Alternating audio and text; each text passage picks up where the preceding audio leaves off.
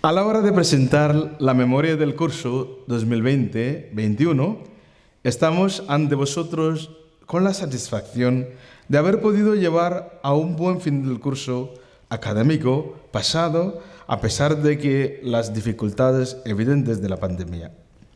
Hoy, el 8 de 2021, quizá no nos parezca que haya sido tan difícil la situación de entonces.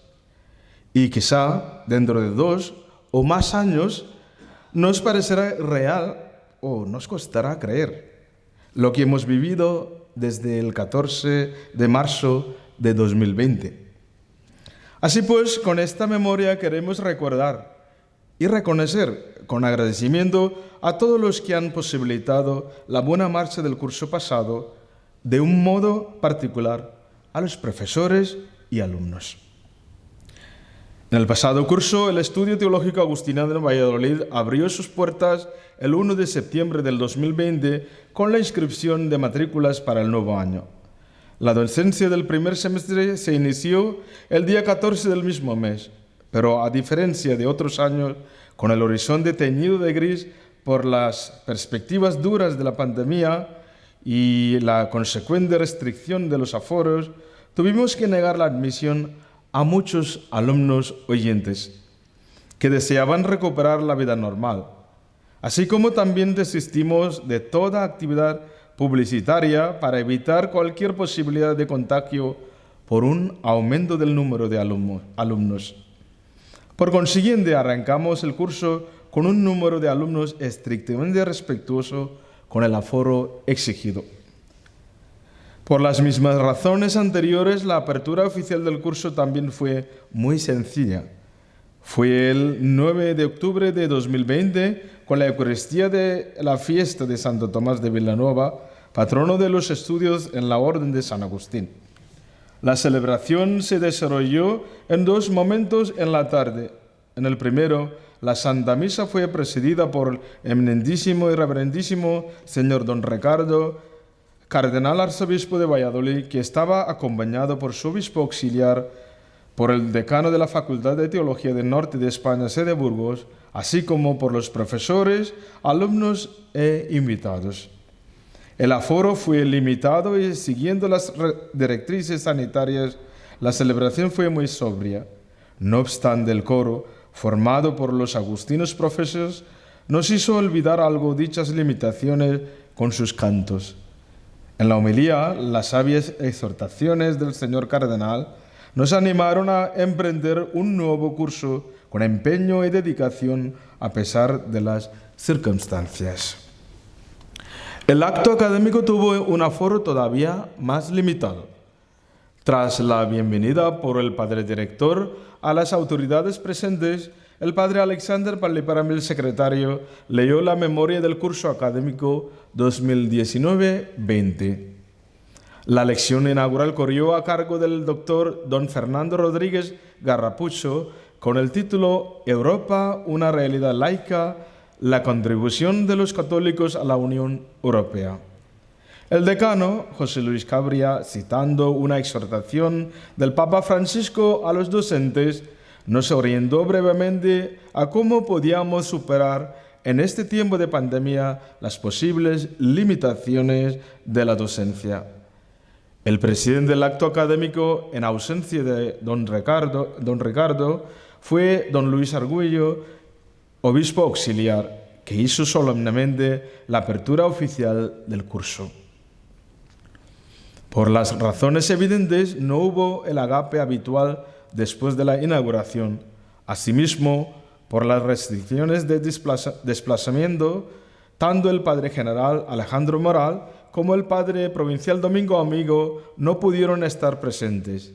El primero nos felicitó en un mensaje enviado al director, mientras que el padre provincial nos deseó telefónicamente un buen desarrollo del curso.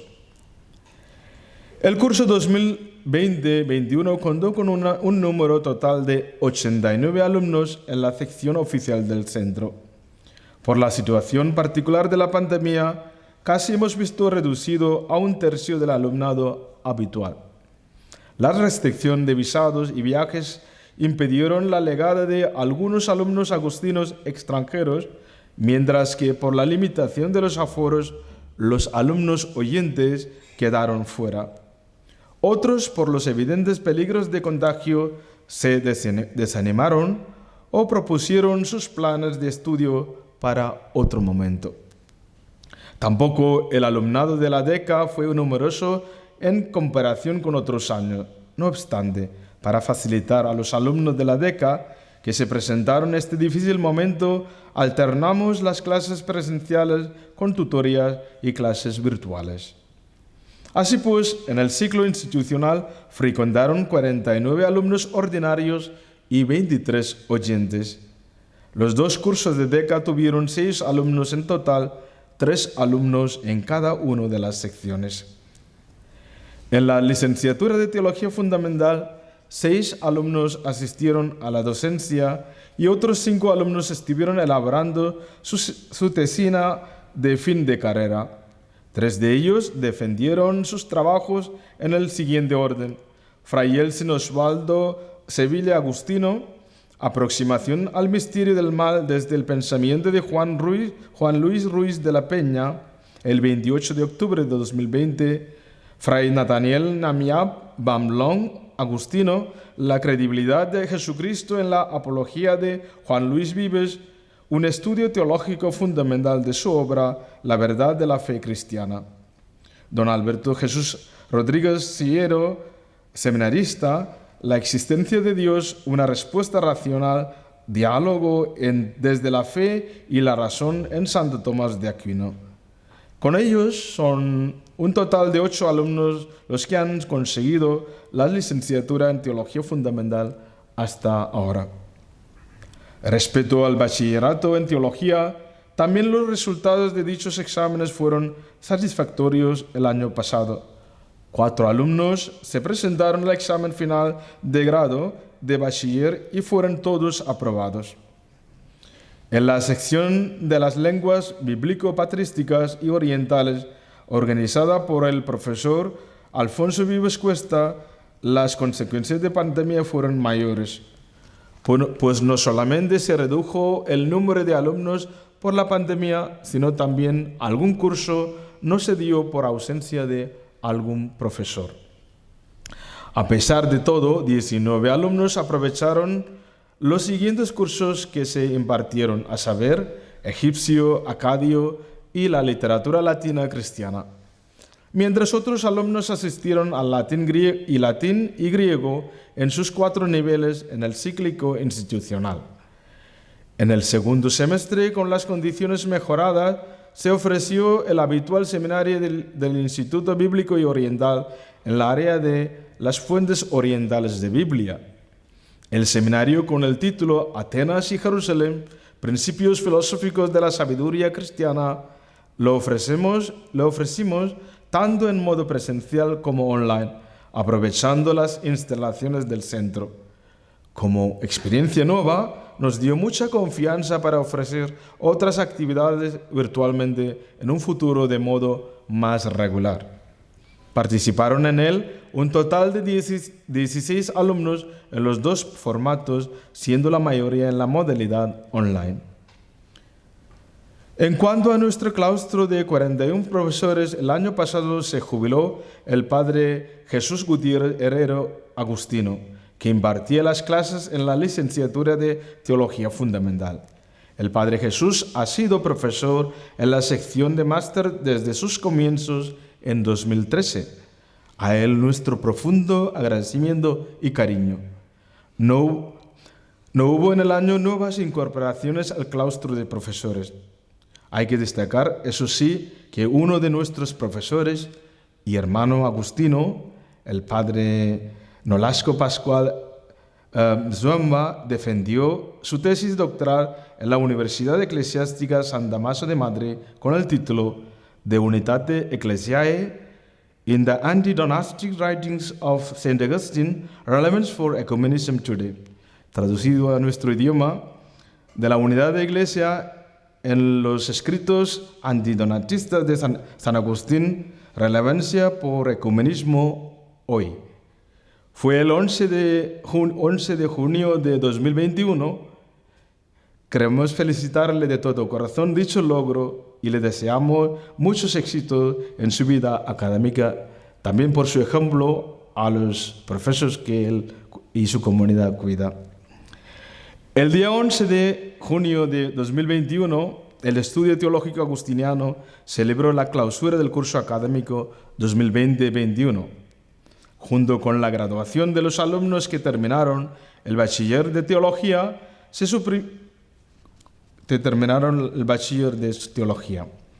suprimió tanto la habitual actuación musical como el ágape para los invitados. Este año iniciamos el acto de graduación con la celebración de la Santa Misa en acción de gracias. Fue presidida por el director Padre Fernando Joven Álvarez y contó con la presencia de profesores, amigos y alumnos, así como de los familiares de los alumnos graduados. En la misa, coincidiendo con el día litúrgico del Sagrado Corazón de Jesús, se recordó a todos los difuntos relacionados con el centro en estos 2 años de pandemia y se pidió a Dios por su eterno descanso. Permítanme recordar de modo particular entre ellos a don José Manuel González, que fue formador del Seminario Diocesano y alumno de licenciatura. Que descanse en paz. El acto académico que se siguió a la celebración eucarística, 4 alumnos, Glenn Calamenos, Calamba, Agustino, Jorge Polo Casado, seminarista, Mario Martín Gilzán, seminarista, Marlo Conrad Cruzata, Santo Domingo, Agustino, recibieron la beca y la orla. El curso de Orígenes del Cristianismo, a diferencia de otros años, se ofreció enteramente en la forma online. Fue el 10º curso de Orígenes del Cristianismo que realiza el centro y se celebró del 5 al 9 de julio de 2021. En esta edición, el curso de posgrado se ha impartido por primera vez el tema Orígenes del Cristianismo, la marginalidad del cristianismo en los orígenes, desarrollando durante una semana de trabajo intensivo con 20 horas lectivas impartidas online. Fray David Álvarez Siniera, agustino, profesor del centro y director de la revista Estudio Agustiniano, coordinó el curso. La docencia fue responsabilidad del grupo de investigación sobre los orígenes del cristianismo, integrado por biblistas e investigadores de diversas universidades españolas, Deusto, Comillas, UPSA, Creta y el Estudio Teológico Agustiniano de Valladolid. 20 alumnos participaron activamente en el curso, entre ellos alumnos de 4 países fuera de España, un hecho que no hubiera sido posible si la docencia fuera presencial. Algunos alumnos en extranjero han hecho un verdadero esfuerzo atendiendo las clases en las primeras horas de mañana por la diferencia horaria en sus respectivos países. Teniendo en cuenta la situación atípica del curso, las conferencias habituales organizadas por la Cátedra de Estudios Filipinos, el Instituto Bíblico y Oriental y la Cátedra de San Agustín no se programaron. Respecto al simposio de la Semana Santa, que se debía haber celebrado justo al inicio de la pandemia en marzo de 2020, tuvimos la alegría de que las conferencias fueron publicadas por la Universidad de Valladolid a principios de este curso 2021 en un libro con el título Mirar, Vivir, Participar, Turismo Cultural y Semana Santa.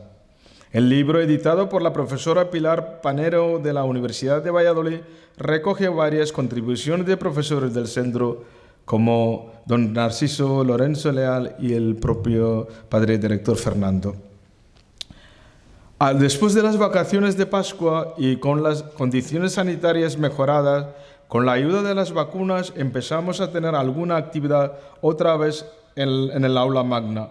Entre ellas destaca la presentación del libro Una luz encendida en la oscuridad, Marcelino de la Paz, jesuita, 1842-1932, de don Manuel de los Reyes Díaz. El acto fue presidido por don Luis Argüello, obispo auxiliar. Cáritas Diocesana también celebró sus conferencias anuales los días 3, 10 y 17 de marzo de 2021. En otro orden de cosas, el año pasado también tuvimos algunas noticias que nos llenaron de alegría y orgullo como centro teológico. Mencionamos en este sentido 3 nombramientos episcopales de profesores o alumnos del centro. El primero es el padre Luis Marín de San Martín Agustino, con el cargo de subsecretario del Sínodo de los Obispos, que fue profesor del centro en años atrás y era profesor también de la Facultad de Teología de Burgos. El del padre Miguel Ángel Cadenas Cardo Agustino, obispo de Iquitos, que fue alumno en los años 1985 a 1991. Y finalmente, el de don Aurelio García Macías, de la diócesis de Valladolid, con el cargo de subsecretario de la Congregación para el Culto Divino y la Disciplina de los Sacramentos, que fue primero alumno y posteriormente profesor de liturgia en nuestro centro. Enhorabuena a los 3. El curso pasado hubo 2 reuniones de Junta de Gobierno. La primera fue el 31 de enero de 2021. El tema central fue la presentación al patronato de la propuesta de profesores ordinarios y agregados según exigía la normativa. También se aprobaron unos cambios en el calendario académico obligados por la incidencia de la COVID-19 entre un grupo de alumnos ordinarios. La segunda reunión fue en el mes de mayo y trató de la preparación de la Junta Académica y de la elección de terna para un nuevo director.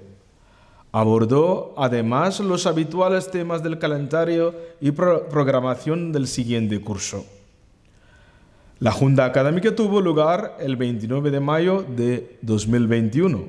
Junto con los temas habituales, se procedió a la elección de la terna de candidatos a director que se presenta al patronato. Han sido presentados en la terna los profesores Fray David Álvarez Siniera, padre Roberto Noriega Fernández y el padre Javier Antolín Sánchez. Estamos a la espera del nombramiento y confiamos en que antes de finalizar el primer semestre tengamos ya un nuevo director. Respecto al patronato, hubo modificaciones como consecuencia inmediata de la unificación de las 4 provincias agustinianas de España.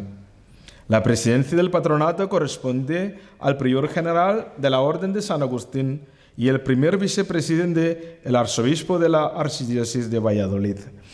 Ahora bien, a partir de ahora, el segundo vicepresidente es el prior provincial de la nueva provincia unida de San Juan de Sagún de España. Y los 2 vocales son 2 consejeros provinciales de estudios y de formación y vida religiosa. Padres Carlos José Sánchez Díez, aquí tenemos presente, y padre Tomás Marcos Martínez. Nuevo secretario del patronato es uno de los vocales, el padre Tomás Marcos Martínez Agustino. En cuanto a la biblioteca, a las publicaciones y la presencia en Internet, hay que destacar que se ha puesto en funcionamiento una plataforma virtual de las revistas del centro. Se encuentra en la página revistas.agustinosvalladolid.es. En dicha página se encuentran ya todos los artículos de la revista Estudio Agustiniano que se pueden leer y consultar gratuitamente. Felicitamos al director de la revista Estudio Agustiniano, Fray David Álvarez, por el trabajo realizado. Aquí, aunque para el director me corto, voy a citar algunos, porque él mismo ha sido un buen colaborador en la sección de informática y también el administrador de la revista Padre Pío, aquí tenemos, y Jesús Cano también ayuda en escanear las cosas. La encuadernación va a su cargo y también nuestro interno presente en la biblioteca, el padre Constantino Mielgo, y el anterior director de revista, padre Domingo Natal, hasta la comunidad de formación que empaqueta las revistas para enviar. Quiero felicitar a todos, ¿no?, por este logro. Punto. Y terminamos nuestra memoria haciendo una evaluación global del curso. En general, el curso académico 2021 se desarrolló con normalidad dentro de la situación atípica de la pandemia. Mayoritariamente la docencia se hizo de modo presencial y algunos profesores han utilizado las clases virtuales habitual y ocasionalmente, según circunstancias particulares de algún profesor o alumno, a saber, evitar desplazamientos y riesgos innecesarios, particularmente cuando eran pocos los alumnos implicados, teniendo previo acuerdo los alumnos con la secretaría. En el área del máster se usó esta modalidad de forma más frecuente, particularmente en las exposiciones de temarios del examen complexivo final del máster. Por lo demás, aunque estaba todo preparado para realizar la actividad completamente online, gracias a Dios no fue necesario, el curso se desarrolló de forma presencial con bastante normalidad. No me quiero alargar. En la página web tienen ustedes una versión más larga y detallada de los avatares del curso. Ahora finalmente decirles, tal y como nos recordó el director padre Fernando Joven en la Junta Académica, que desde el 7 de junio pasado el cargo del director estaría ya en funciones. Lo mismo vale para todos los demás cargos, empezando por el del secretario y administrador del centro, un servidor. Quiero agradecer toda la colaboración que hemos recibido en nuestra tarea, nuestro agradecimiento al patronato, a la Archidiócesis de Valladolid, a la Facultad de Teología de Burgos, tenemos aquí los anteriores, los dos presentes. De un modo particular agradecemos a don José Luis Cabría Ortega, anterior decano de la Facultad de Teología, y a don José Luis Barrio Canal, anterior vicedecano y actual decano, desde hace un mes. Asimismo, al secretario de la facultad, don Fernando Susaeta, todas sus atenciones y servicios prestados a lo largo de estos años. Mi agradecimiento, por supuesto, a los profesores y alumnos, a las instituciones y responsables directos de esta casa conventual, el padre prior, el padre administrador, parroquia, museo, etc. También quiero agradecer a nuestros colaboradores más estrechos en la administración, a la auxiliar de la secretaría, doña María José Marván, tenemos al fondo, y doña Matilde Muñez Hernández, que nos han ayudado en el trabajo diario para llevar a buen fin tanto el curso pasado como los anteriores. Aunque no está en la página, quiero terminar agradeciendo al padre Fernando Joven, que ha sido su capacidad de informática y montar toda la plataforma de Moodle, nos salvó de pellejos, de muchas cosas, ¿no? Y lo ha quitado él de la memoria, pero voy a decir, aunque está en la formato. Y gracias a Padre Fernando y estos 8 años que hemos trabajado juntos. Y gracias a todos y que Dios nos bendiga a todos.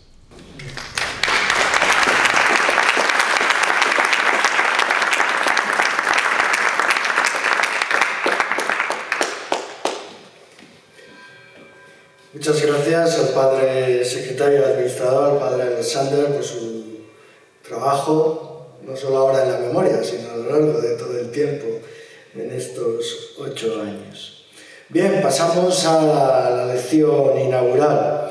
Nos acompaña hoy para impartirla don José Luis Cabría Ortega, conocido de todos, anterior decano de la Facultad de Teología de Burgos hasta hace un mes, y actualmente ha dejado un cargo y ahora tiene el de presidente del Consejo Conjunto de las 2 sedes. Como saben, la Facultad de Teología del Norte de España tiene un funcionamiento, es una única facultad de teología, aunque sean 2 sedes, y su funcionamiento pues se ha dividido entre Vitoria y Burgos, pero tiene un órgano también de gobierno conjunto. Bien, especialista en teología fundamental, en eclesiología y en mariología particularmente, realizó su tesis doctoral en la Universidad Gregoriana de Roma, con una tesis sobre la relación entre filosofía y teología en Javier Zubiri. Con eso ya queda resaltado su común interés en filosofía y teología y en el diálogo conjunto entre ambas disciplinas. Bien, ha publicado diversas obras y numerosos artículos, y destaco solo un libro, el libro último de eclesiología que escribió, Hacia una iglesia creída, pensada y creíble. Y él, como catedrático, profesor de eclesiología particularmente, pues nos va a hablar del tema del momento en la iglesia, la sinodalidad, por una iglesia sinodal. No me cabe duda que para que sea una iglesia pensada y creíble necesita esta sinodalidad. Bien, pues muchas gracias por acompañarnos, muchas gracias por su presencia a lo largo de todos estos años y de su trabajo como decano en pro también de los centros, 2 centros agregados y en particular de nuestro centro. Y le dejo la palabra con mucho gusto. Muchas gracias.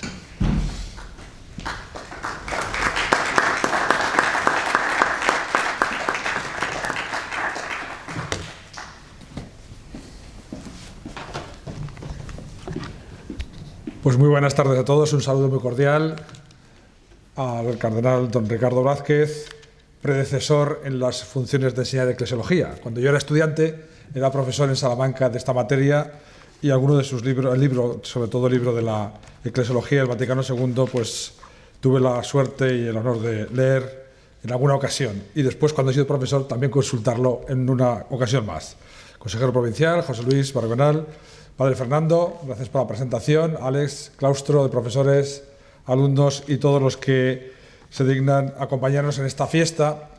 Yo siempre he considerado que la lección inaugural es un acto de honor, por eso agradezco mucho al Padre Fernando la invitación, aunque en principio casi me resistí un poco diciendo, bueno, si eso lo tienen que hacer más los de casa, y me convenció diciendo que también soy de casa, entonces no tenía escapatoria.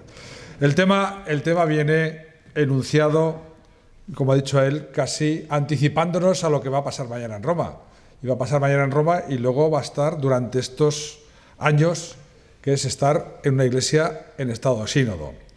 Para evitar que me gustaría decir la charla hablada, que es como me gusta, pero eso lo haré en la formación permanente el lunes con los sacerdotes aquí, voy a leerlo para ser un poco más fiel al tiempo y ser más fiel a las ideas, como merece el formato de una lección inaugural. El documento preparatorio del Sínodo de 2021-2023, que se inaugurará mañana en Roma, comienza así. La Iglesia de Dios es convocada en sínodo. El camino cuyo título es Por una Iglesia sinodal, comunión, participación y misión, se iniciará este fin de semana en Roma y el 17 de octubre siguiente en cada una de las iglesias particulares. Una etapa fundamental será la celebración de la 16ª Asamblea General Ordinaria del Sínodo de Obispos en el mes de octubre del 2023, a la cual seguirá la fase de actuación que implicará nuevamente a las iglesias particulares.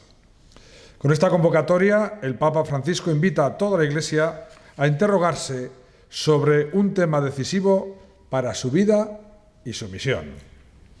Precisamente el camino de la sinodalidad es el camino que Dios espera de la Iglesia del tercer milenio, escribió en un día el Papa Francisco. Este itinerario, que se sitúa en la línea del ayornamiento de la Iglesia propuesto por el Concilio Vaticano II, es un don y una tarea. Caminando juntos y juntos reflexionando sobre el camino recorrido, la Iglesia podrá aprender a partir de lo que irá experimentando cuáles son los procesos que pueden ayudarla a vivir la comunión, a realizar la participación y a abrirse a la misión. Nuestro caminar juntos, en efecto, es lo que mejor realiza y manifiesta la naturaleza de la Iglesia como pueblo de Dios, peregrino y misionero. Hasta aquí la cita. Como ven, con estas palabras queda más que enmarcado y justificado esta lección inaugural en este estudio teológico agustiniano de Valladolid para este curso 2021-2022.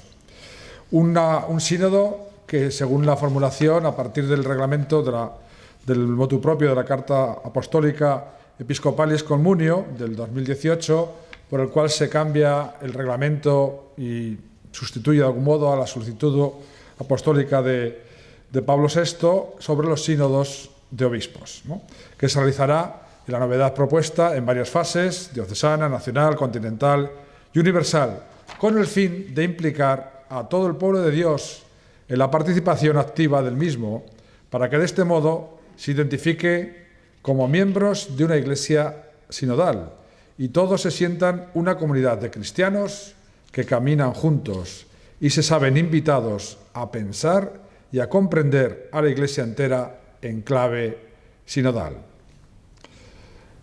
Palabras como sínodo, sinodal, sinodalidad son términos, no nos vamos a engañar, novedosos, casi neologismos, que da su conocimiento para los expertos en eclesiología o en teología.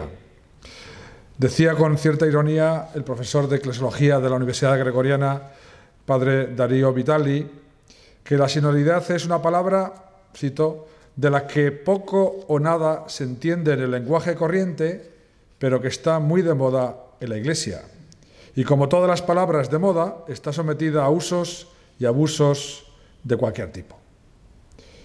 Baste constatar que sinodalidad, a día de hoy, no se encuentra incluida en el diccionario de la lengua española de la Real Academia.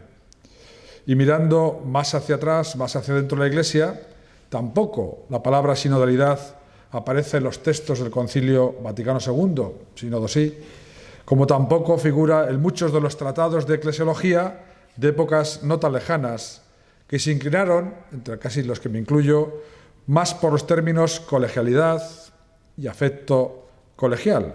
Por cierto, también en su tiempo fueron palabras muy de moda.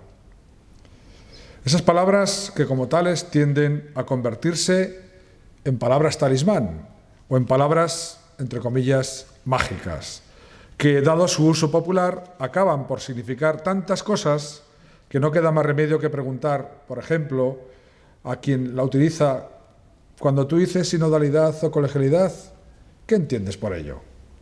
La pregunta, a poco que se piense, no es meramente retórica, pues detrás de cada una de esas palabras talismán hay todo un universo de sentido y una pluralidad de concepciones teológicas, diríamos nosotros, y en no pocos casos de opciones existenciales. No obstante, aunque la palabra no viene, consultando en la última edición del diccionario de la RAE, la más cercana que aparece es sínodo, cuya primera acepción dice es sínodo, concilio de obispos. También aparece sínodo diocesano, definido como junta del clero de una diócesis convocada y presidida por el obispo para tratar asuntos eclesiásticos. No es difícil apreciar que el diccionario es deudor de una tradición teológica y de una praxis eclesial que no se corresponde con la mentalidad y situación actual del todo, en la cual, además de acuñar el término, la sinodalidad se ha convertido en una realidad que emerge con fuerza en la vida y en la misión de la Iglesia, y que el Papa Francisco asegura tendrá un esperanzador futuro, ya que el camino de la sinodalidad, cito, es el camino que Dios espera de la Iglesia para este tercer milenio, porque es una dimensión constitutiva de la Iglesia. Cuando el Papa Francisco habla de sinodalidad, no está pensando ciertamente ni en el concilio de obispos ni en una junta de clérigos, como señalaba el diccionario. Él piensa en toda la Iglesia, la comunidad de todos los bautizados en Cristo, con diversidad de carismas y ministerios, que caminan juntos en una Iglesia en sinergia de vida y misión, bajo la acción del Espíritu, hacia la realización y consumación del reino de Dios. La sinodalidad, me voy a atrever a decir una pequeña descripción para entendernos, es una dimensión constitutiva y operativa, no solo un simple procedimiento de vivir y de obrar de la Iglesia, por la cual el hecho de ser y formar parte de la Iglesia implica para cada bautizado estar en comunión y actuar juntos corresponsablemente, buscando la forma más adecuada de la Iglesia en un lugar y en un momento preciso, en unas circunstancias concretas y siempre cambiantes. En otros términos, la sinodalidad es la radical actitud de escucha de todos para discernir lo que el Espíritu dice a la Iglesia en este lugar, para buscar y encontrar en ella la voluntad de Dios, para que su reino venga a esta historia, para verificar y proyectar la vida comunitaria, la acción pastoral aquí y ahora. La sinodalidad de la Iglesia, que como actitud no ha sido nombre, hunde sus raíces en la misma Escritura, está presente en el quehacer de la Iglesia desde sus orígenes. Así, sinodalidad indica el camino que recorren juntos los miembros del pueblo de Dios y remiten al Señor Jesús, que se presenta a sí mismo como el camino, la verdad y la vida, y al hecho de que los cristianos, sus seguidores, en su origen fueron llamados los discípulos del camino.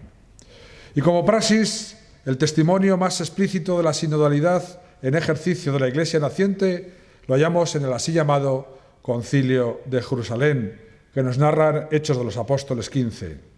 Allí se cuenta cómo, a raíz de la discusión habida en la comunidad de Antioquía, mandaron delegados a Pablo y Bernabé a Jerusalén, donde estaban los apóstoles y presbíteros o ancianos. En Jerusalén se estableció un intenso debate sobre la cuestión de si era suficiente el bautismo o era necesario circuncidar y, por tanto, pertenecer antes al judaísmo a quienes quisieran incorporarse a la Iglesia. Lo que subyacía era algo más profundo, la identidad del cristianismo frente al judaísmo. La solución, nos dice el texto, se formuló así: hemos decidido, el Espíritu Santo y nosotros, no imponeros más cargas que las imprescindibles. Ese nosotros incluye no solo a los apóstoles y presbíteros, sino a toda la Iglesia, pues estos decidieron de acuerdo con toda la Iglesia. Y a su vez los delegados, Pablo y Bernabé, enviados por la Iglesia de Antioquía, a su vuelta, nos narra el libro de Hechos, reunieron a la asamblea, a toda la Iglesia, para entregar la carta con la resolución. Es decir, sin ser denominada como tal, nos encontramos aquí con un actuar sinodal de la Iglesia. Y ello porque el protagonismo lo tiene la misma Iglesia en todos sus miembros, cada uno con una tarea diferenciada. Los apóstoles y presbíteros adquieren especial protagonismo, pero también se deja constancia de que ahí está toda la asamblea. La razón de este actuar sinodal para el autor de Hechos de los Apóstoles es obvia. Todos los cristianos formamos un solo pueblo, un solo templo y un solo cuerpo. Y aun cuando, como en el templo, en el pueblo, en el cuerpo, las partes son diversas, todas son necesarias y forman una unidad. Esa unidad de la Iglesia se comprende como la comunión de todos los discípulos de Jesús. Estos discípulos van recibiendo diversas denominaciones con las que se los identifica: hermanos, creyentes, santos, elegidos, como decía antes, discípulos del camino. En esta Iglesia unida por una identidad común que es compartida por todos, se reconocen dones y carismas distintos que algunos reciben para la edificación de la Iglesia y para llevar a cabo su misión en el mundo. También se reconoce la existencia de funciones y ministerios cuya finalidad concreta se iría explicitando con el tiempo. Esta Iglesia, dotada de carismas y ministerios, se reúne como comunidad de bautizados. El libro de los Hechos de los Apóstoles nos describe ese sentido sinodal de caminar juntos y de vivir juntos y actuar, diciendo: los que aceptaron sus palabras, Hechos 2:42, se bautizaron y perseveraban en la enseñanza de los apóstoles, en la comunión, en la fracción del pan, en las oraciones. Los creyentes vivían todos unidos y tenían todo en común. Vendían posesiones y bienes, los repartían entre todos, según la necesidad de cada cual. Con perseverancia acudían a diario al templo con un mismo espíritu. Partían el pan en las casas y tomaban el alimento con alegría y sencillez de corazón. Alababan a Dios y eran bien vistos por todo el pueblo. Y día tras día el Señor iba agregando a los que se iban salvando. Esta es la Iglesia que camina, que peregrina hacia la morada de Dios con los hombres, en palabras del Apocalipsis. Y lo hace como pueblo unido, con tareas y servicios diferenciados, pero cuyas diferencias no anulan el sentido de la común pertenencia y la común condición de bautizados. Es un pueblo o grupo de personas que caminan unas con otras, que son un pueblo sínodo. La vinculación de sínodo e iglesia se remonta pues a tiempos muy antiguos. Ya, cita muy conocida de San Juan Crisóstomo, allá por el siglo IV, murió en el V, utiliza la expresión conocida Ecclesia Synodu est in onoma. La iglesia tiene o es nombre de sínodo, o como traduce el Papa en traducción más libre, la iglesia y sínodo son sinónimos. ¿Qué es entonces un sínodo y por extensión sinodalidad según la etimología? Atendiendo a esta, sínodo procede de la palabra griega sinodia, compuesta del prefijo sin, con, y el término odos, camino, es decir, con el mismo camino, o el camino con otros. Aunque también, a mí me gusta resaltarlo, lo encontré y me pareció interesante, se puede considerar otra etimología mucho menos conocida, que dice que procedería del término sin, con, y de la palabra udos, umbral de la casa, en cuyo caso sínodo significaría con el mismo umbral, es decir, estar con los que atraviesan el mismo umbral o reunirse con quienes lo franquean. Así, una iglesia sinodal puede ser entendida tanto como la iglesia que se realiza en el caminar juntos, como la de aquellos que han pasado el umbral del bautismo y se reúnen en asamblea para decidir, celebrar, compartir. Este caminar sinodal tiene reflejo en la Iglesia antigua, en los muchos sínodos y concilios de iglesias vecinas celebrados durante los primeros siglos para decidir, según el parecer de muchos, o al menos de algunos, los asuntos más importantes que afectaban a todos. Los numerosos sínodos de la antigüedad a partir del siglo IV también serían sínodos de obispos o concilios ecuménicos universales y son el conjunto la mejor prueba histórica de que la reflexión teológica iba acompañada de la praxis y viceversa.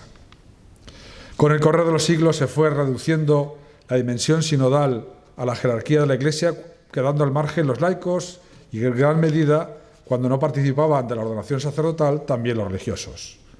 La recuperación de esa originaria sinodalidad fue propiciada por el cambio eclesiológico llevado a cabo por el Concilio Vaticano II, sin cuyas bases teológicas difícilmente se hubiera alcanzado el desarrollo actual. Punto segundo, la eclesiología del Vaticano II como fundamento del redescubrimiento de la sinodalidad de la Iglesia. El Concilio Vaticano II ha sido, sin duda, el acontecimiento eclesial más importante de los últimos años. Aún estamos asistiendo a la renovación que ha supuesto en la teología y en la vida de la Iglesia.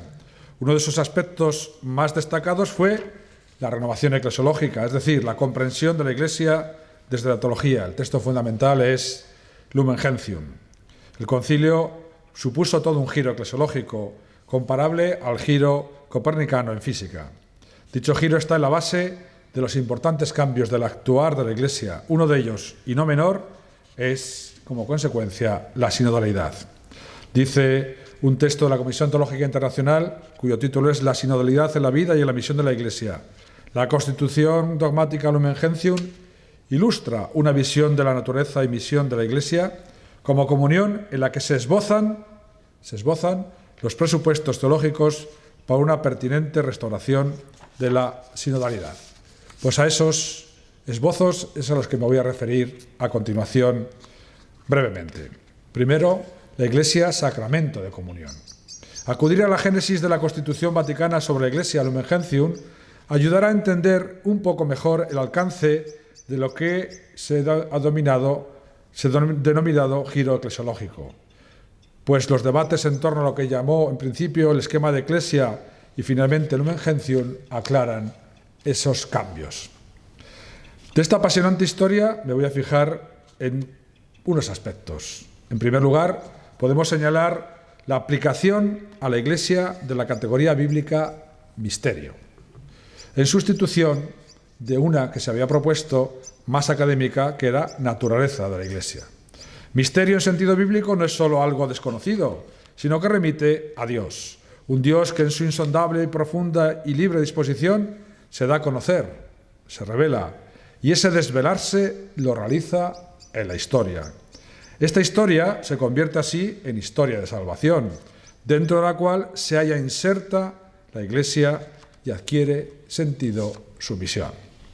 En el capítulo 1 de Lumen Gentium se vincula la Iglesia con el misterio del Dios Trinitario, que es koinonía, comunión de amor. Esta unión íntima de la Iglesia con la Trinidad es el fundamento teológico para poder hablar de la Iglesia como comunión, o mejor, como sacramento de comunión trinitaria. Como afirmó el Sínodo de Obispos del año 85, a los 20 años de la clausura del concilio, diciendo: la eclesiología de comunión es la idea central y fundamental en los documentos del concilio. Curiosamente, en los documentos del concilio la palabra comunión no aparece mucho. Y sin embargo, por esta lectura en clave trinitaria se puede entender que realmente es sacramento de comunión porque está vinculada a la Trinidad. Si no hacemos esa vinculación Trinidad, comunión e Iglesia, no entenderemos el alcance teológico profundo que ésta tiene. Ante todo, es una Iglesia de comunión que habla de su origen en el Dios Trinitario, por iniciativa de la sabiduría y bondad del Padre, fue inaugurada en la tierra y en la historia por el Hijo encarnado, Jesucristo, y es santificada indefinidamente por el Espíritu Santo. Esta Iglesia se ha de plasmar y realizar como comunión humana, comunidad humana, tratando de ser reflejo, icono, transparencia, sacramento de Dios Trinidad, donde el amor sea la esencia de su unidad. De esta comunión participa y vive toda la Iglesia en sus miembros por su pertenencia bautismal. Las diferencias de los mismos vendrán de la misión encomendada y asumida por cada bautizado. El modo concreto del ejercicio será determinado por las circunstancias y las formas de existencia cristiana asumidas. El talante de comunión conlleva, me atrevo a resumir, por una parte la colegialidad de los obispos, la comprensión presbiteral entre los sacerdotes y la cooperación de presbíteros con su obispo y la sinodalidad entre todos los bautizados. Colegialidad, presbiterialidad y cooperación, sinodalidad. Solo en una eclesiología de comunión tiene cabida, pues, la verdadera sinodalidad. Si la comunión tiene su mejor expresión en la Eucaristía, que es fuente y culmen de la vida cristiana, también la sinodalidad encuentra en ella y por extensión en la liturgia su mejor realización visible, pues en la Eucaristía aparece el nosotros eclesial de la comunión de los santos, donde cada bautizado es partícipe y no mero espectador. En la Eucaristía se da plenamente la comunión con Cristo y con los demás miembros de su cuerpo, que es la Iglesia, con quienes forman una unidad. Una Iglesia sinodal es una Iglesia eucarística, y una Iglesia eucarística se realiza y encarna en una Iglesia sinodal. Segunda idea, fuerza, Iglesia, pueblo de Dios formado por bautizados. Un segundo tema de gran debate en las sesiones del concilio fue el de la jerarquía, y en particular los obispos en la Iglesia, concretado en dos temas clave, estrellas de entonces: la identidad del obispo, fundada en la recepción de la plenitud del sacramento, del orden, por el cual se incorpora además al colegio episcopal, y el actuar colegial en cuanto miembro de ese colegio episcopal, el tema famoso de la colegialidad y el afecto colegial. Pero antes de adentrarse en esos temas de hondo calado teológico, se produjo uno de los cambios más significativos en el esquema de Eclesia, que fue la anteposición del capítulo sobre el pueblo de Dios al de la constitución jerárquica de la Iglesia y el episcopado, según estaba previsto en el esquema de trabajo. De tal manera que la secuencia resultante no es la que se propuso inicialmente, que me atrevo a simplificar en las palabras misterio, jerarquía, pueblo, donde la mediación jerárquica entre Dios y la Iglesia pueblo es condición indispensable. Se optará más bien por otra perspectiva, misterio, pueblo, jerarquía, en la que se da a entender que la Iglesia, insertada en el misterio de Dios, se manifiesta primera y principalmente en todo el pueblo de Dios, y no solo a través de la jerarquía. Evidentemente, la jerarquía es imprescindible e insustituible, pero siempre en el ámbito del único pueblo de Dios, ordenada a Él y en función de su misión. Se actualiza así, de nuevo, la teología, dicho aquí casi no me atrevo, de San Agustín, cuando afirmaba: con vosotros soy cristiano, para vosotros obispo. El santo de Hipona aboga por la común identidad de pertenencia con vosotros y la misión como el elemento diferenciador para vosotros, siendo el común ser cristiano lo esencial, lo que justifica y da sentido a la misión de ser obispo para ellos. Unida a esta opción, se dio un paso más en el concilio en las enseñanzas sobre la Iglesia y fue dividir en dos un capítulo que se titulaba El pueblo de Dios y en particular los laicos. De este modo, por una parte, se considera a la Iglesia toda ella como pueblo de Dios, al que pertenecen con igualdad el conjunto de todos los fieles bautizados, sean laicos, sean ministros ordenados o religiosos o consagrados. Esa identidad esencial de ser miembro del mismo pueblo de Dios es anterior a cualquiera de las diversas formas existenciales de vivir la condición de cristiano. Al hacer la división y dedicar un capítulo a los laicos, permitía, por otra parte, desarrollar una teología del laicado en cuanto tal, que tanto tiene que ver con la plena sinodalidad de todos, no solo de unos pocos, aunque estos pocos lo sean en favor de muchos. En ese todos entran con especial significación numérica los laicos, que son sujetos de la Iglesia y no meros receptores. Desde este nuevo planteamiento eclesial se comprende que se recupere y se restaure la sinodalidad como modo de actuar en la Iglesia. Si hay una pertenencia común y radical fundada en el bautismo, a mí me gusta decir también en la confirmación y en la Eucaristía, es decir, en el sacramento de la iniciación cristiana, porque parece que hemos perdido ese sentido de los tres sacramentos que forman la iniciación cristiana y nos hemos conservado solo con el bautismo, hemos perdido muchos de la confirmación y cada vez más de la Eucaristía, pero no obstante, reivindicando esa vinculación, los que se han iniciado, habrá una responsabilidad común sobre la Iglesia que nace de ese mismo bautismo, confirmación, Eucaristía, y no es delegada ni mediada por la jerarquía. Para ser responsable, es decir, que responde de algo, antes hay que saberse parte y partícipe de las decisiones y no solo ser ejecutor de lo ya decidido.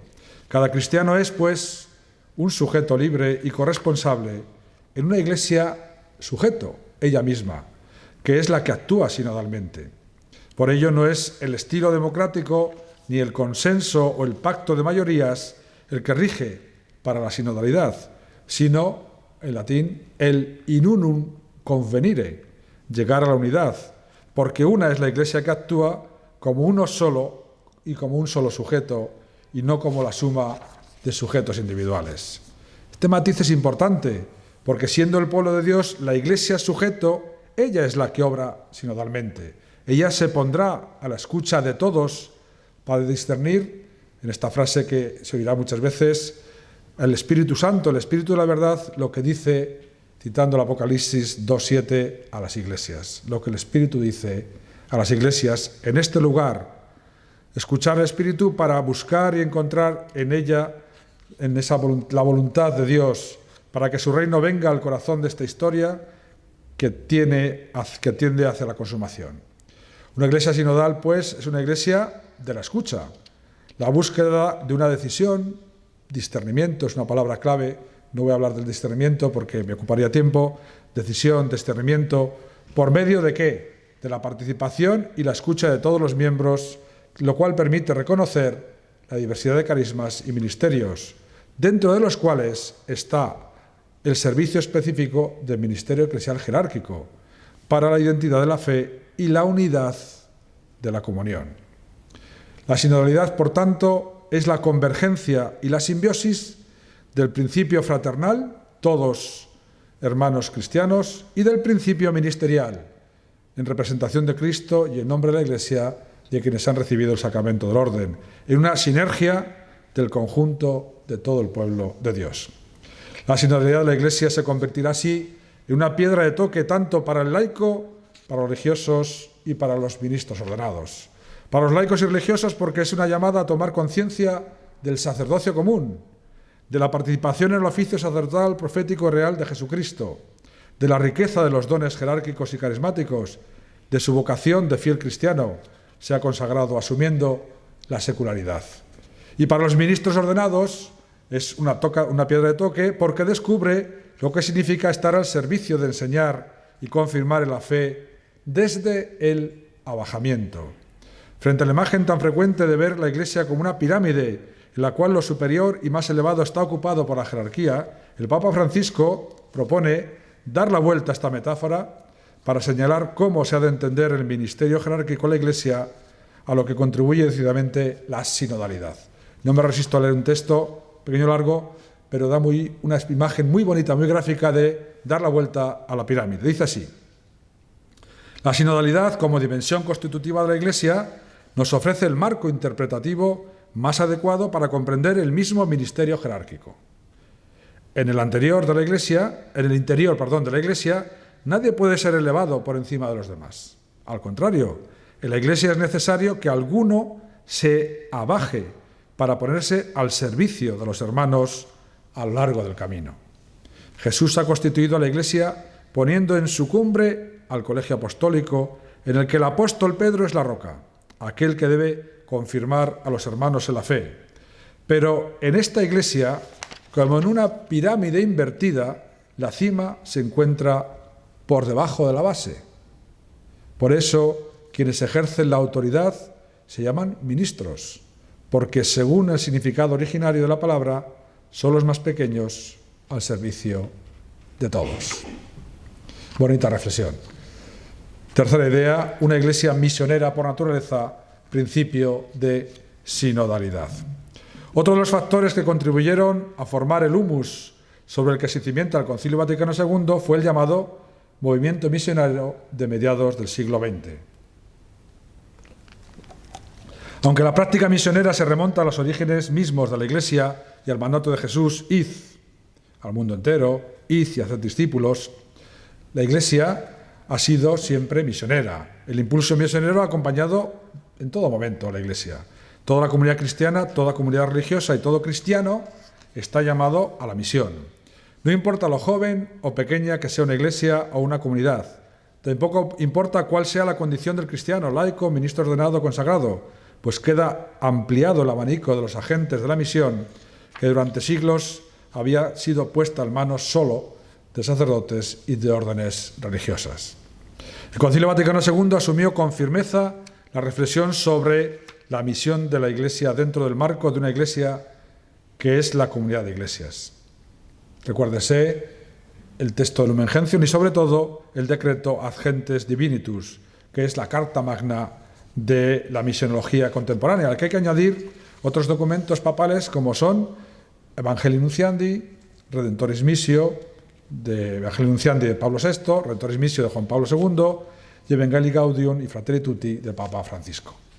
La misión no es una actividad de la Iglesia, sino algo constitutivo de ella, que emana de su misma naturaleza. Dice Ad Gentes, la Iglesia peregrina es misionera por naturaleza. Esa condición misionera hunde sus raíces en Dios, uno y trino. La misión de la Iglesia nace del designio del Padre, de las misiones del Hijo y del Espíritu Santo. Si bien históricamente se concreta con la gracia y caridad del Espíritu Santo, en la obediencia a los apóstoles al envío recibido de Jesús de ir al mundo entero a llevar la fe, la libertad y la paz de Cristo, aunque ello conlleve sufrimientos y martirios. Los vínculos de la misión con Dios Trinidad son fundamentales para evitar que la misión de la Iglesia sea mera propaganda o estrategia de publicidad. ¿Por qué y para qué entonces la misión? Pues porque Dios quiere que todos los hombres se salven y vengan al conocimiento de la verdad. La metodología propuesta pasa por el testimonio, el diálogo y la caridad, Pues la misión cristiana consistirá, según palabras del concilio, en manifestar y comunicar la caridad de Dios a todos los hombres. Tras el Concilio Vaticano II, en el campo de la misión va a tomar protagonismo otro concepto que nos suena quizá más, que es el de evangelización, a partir del texto Evangelii Nuntiandi de Pablo VI. La Iglesia existe, pues, para evangelizar, para llevar adelante la misión a la que ha sido enviada. Y para ello es imprescindible la corresponsabilidad de todos, y no solo como meros requisitos organizativos. Esta teología de la misión está exigiendo el correlato de la sinodalidad, al tiempo que la posibilita. Por una parte, la misión exige la sinodalidad desde el momento en que a la Iglesia le es consustancial, por naturaleza, la misión, y cada miembro de la Iglesia ha de participar en ella, no por libre, sino de un modo sinodal y en comunión con la comunidad de bautizados, con quienes ha franqueado el mismo umbral y sigue juntos y con los que camina unido. Es decir, la sinodalidad ha de envolver la tarea misionera de la Iglesia. Es una sinodalidad misionera. Y ello porque la misión es de todos y a todos compete, porque el modo concreto de la misión ha de ser tratado y aprobado por todos, como bien reza el adagio latino, quod omnes tangit ad omnibus tractari et probari debet. Lo que afecta a todos debe ser tratado y aprobado por todos. Como en todo proceso sinodal, ha de haber discernimiento, también en la misión, escucha, consulta y parecer de quienes forman parte de la Iglesia, ya que todo bautizado participa de la función profética de Cristo. Pero, por otra parte, la misión también es condición de posibilidad de la sinodalidad. La misión no es una tarea abstracta, ni expresión de una utopía o un mero deseo voluntarista. La misión se enraiza en cada cristiano por el bautismo y los sacramentos de iniciación, confirmación, Eucaristía, por medio de los cuales se inserta la Iglesia, que es comunidad de creyentes, con quienes se sabe co-implicado, se siente co-responsable y se profesa co-partícipe. Porque no es uno solo el que es protagonista de la misión, es el pueblo de Dios el sujeto de la misión. Conclusión. La permanente tarea de la sinodalidad por una Iglesia o hacia una Iglesia sinodal. El desarrollo de la sinodalidad tiene un amplio recorrido por realizar aún. Aquí solo hemos visto algunos de los fundamentos teológicos puestos por el Concilio Vaticano II que han posibilitado su recuperación y dan razón de la misma. En este marco teológico conceptual se ha convocado un nuevo sínodo, o mejor aún, un proceso sinodal. Un sínodo que empieza mañana y acabará, Dios mediante, no con la asamblea sinodal de octubre del año 2023, sino con la recepción de lo que esa asamblea sinodal, del resultado de esa asamblea sinodal. Es un proceso sinodal cuyo objetivo no es, interesante, cito el Vademecum, un texto que han sacado para orientarnos en este camino, el objetivo no es proporcionar una experiencia temporal o única de sinodalidad, una experiencia temporal. Es más bien, lo que pretende este sínodo es ofrecer una oportunidad para que todo el pueblo de Dios discierna conjuntamente cómo avanzar en el camino para ser una Iglesia más sinodal a largo plazo, no simplemente lo inmediato. ¿Cómo será este proceso sinodal? En palabras del Vademecum, la escucha es el método de este proceso, el discernimiento es el objetivo y la participación el camino.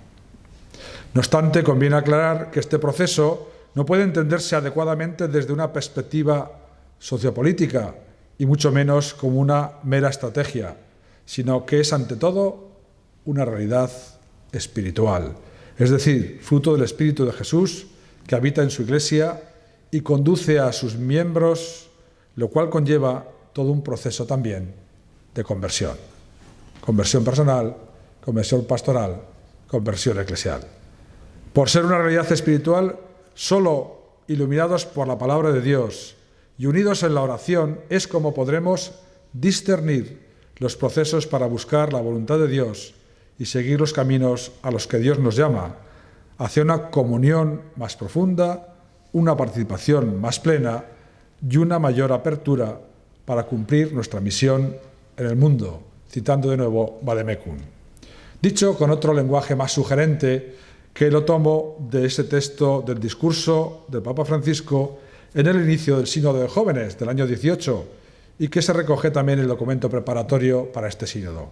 Decía él, la finalidad del Sínodo de Jóvenes de entonces, pero de este y de los que se pretenden, y por tanto de esta consulta, no es producir documentos, sino hacer que germinen sueños, suscitar profecías y visiones, hacer florecer esperanzas, estimar la confianza, vendar heridas, entretejer relaciones, resucitar una aurora de esperanza, aprender unos de otros y crear un imaginario positivo que ilumine las mentes, enardezca los corazones y dé fuerza a las manos. Valorar si se ha desarrollado todas las potencialidades aquí mostradas es algo que habrá que analizar con paciencia histórica, pues estamos aún en los inicios.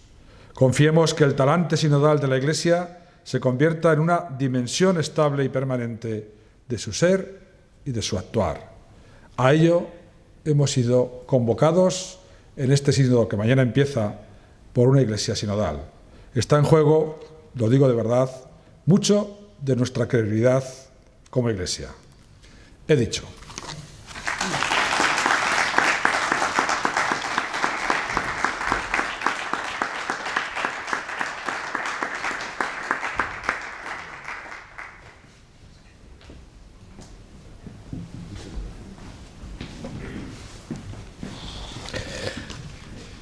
Muchísimas gracias a don José Luis Cabria por su espléndida lección inaugural, su brillante conferencia. Muchísimas gracias.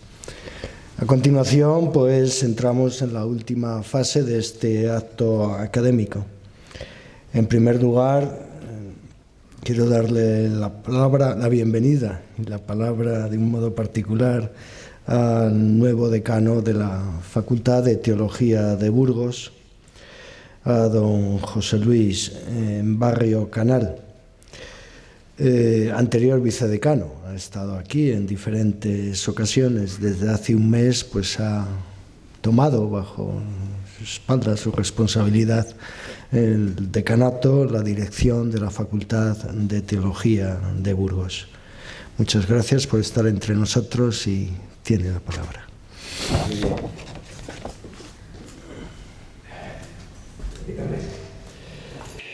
Con estas palabras quiero animar e impulsar tanto a los estudiantes como a los profesores en nuestra respectiva vocación, bien de enseñanza y de estudio. Y lo quiero hacer a la luz de lo que hemos celebrado en la liturgia y más en concreto pues a la luz de Santo Tomás de Villanueva, y también desde las palabras que nos ha dirigido don Ricardo, así también como de la brillante monición, donde se nos ha mostrado esa comunión y esa íntima relación entre estudio, enseñanza y caridad. Todo ello pues me ha llevado a recordar las palabras del Papa Francisco en esa exhortación que dirige a las facultades y a las universidades católicas, Veritatis Gaudium, que dice a propósito de la caridad y del estudio, que la teología, todas sus asignaturas, están llamadas a mostrar la misericordia de Dios. Y de esta forma, la teología pues hace honor a la vocación de la Iglesia, que nos decía José Luis citando la Constitución Lumen Gentium, luz de las gentes, y que el Papa Francisco, en nuestro contexto más concreto, lo traduce como la Iglesia llamada a ser hospital de campaña. Y por eso nos exhorta el Papa Francisco en Veritatis Gaudium que la teología y nuestros estudios y nuestra enseñanza debe curar las heridas de nuestra humanidad, que sufre una profunda crisis, y dice no solo, como muchas veces se habla, socioambiental, sino principalmente una profunda crisis antropológica que hemos de saber nosotros ciertamente iluminar, acogiendo, cuidando, acompañando a nuestra sociedad y al hombre de hoy. Y también se nos decía cómo es necesario la razón y la fe a la hora de elaborar la teología. Y si la teología es ciencia de la fe, hemos de tener muy presente también que la teología nace de la fe. Y por eso nuestro hablar de Dios será convincente y será testimonial para el mundo de hoy en la medida que crezcamos todos en la comunión con aquel que es el amigo de la vida. Pues ojalá que todos, creciendo en la comunión con el que es el amigo de la vida, nuestro estudio, nuestra formación, nuestra enseñanza, sea para el mundo más testimonial y de verdad sepamos curar las heridas de nuestra sociedad.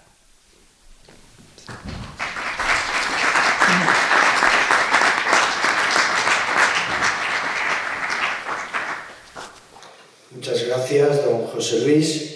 Ahora, en segundo lugar, dejo la palabra al padre Carlos José Sánchez Díaz, consejero provincial, miembro del patronato, consejero provincial encargado de los estudios en la provincia de San Juan de Sahagún de España. Aprovecho de decir que tanto el prior general está en un capítulo provincial de la provincia de Brasil, está en Brasil, no ha podido asistir, y el prior provincial está en Portugal de viaje, que tiene mañana un compromiso ahí y tampoco ha podido estar este año con nosotros. Bien, el padre Carlos José forma parte del patronato, como antes ha leído en la memoria. El padre Alexander es uno de los vocales, junto con el padre Tomás Marcos. Bien, pues le dejo la palabra al padre Carlos José. Muchas gracias por acompañarnos. Pues muchas gracias. Enlazando con lo último que decía el padre Fernando, yo cuando le confirmé la asistencia lo hice con la tranquilidad de quien pensaba que iba a estar ahí debajo, no aquí arriba.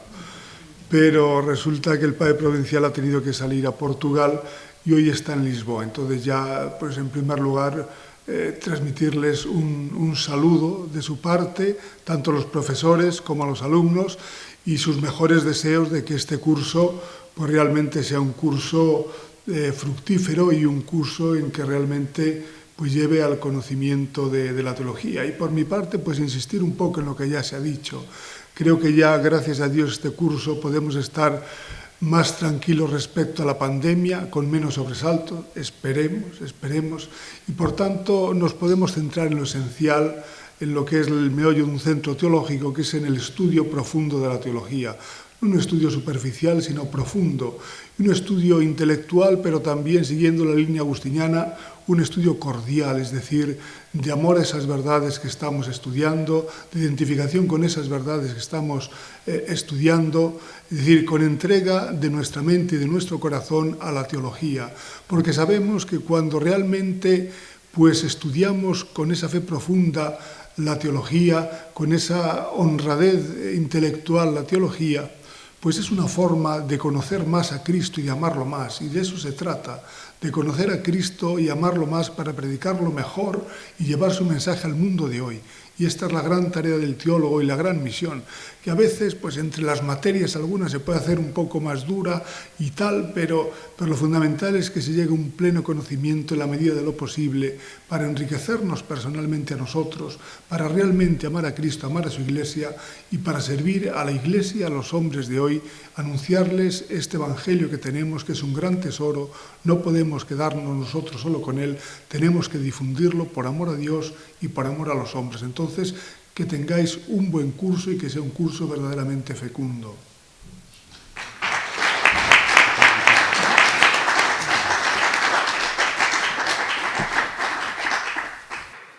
Muchísimas gracias al padre Carlos José Sánchez y finalmente pues dejo la palabra a don Ricardo.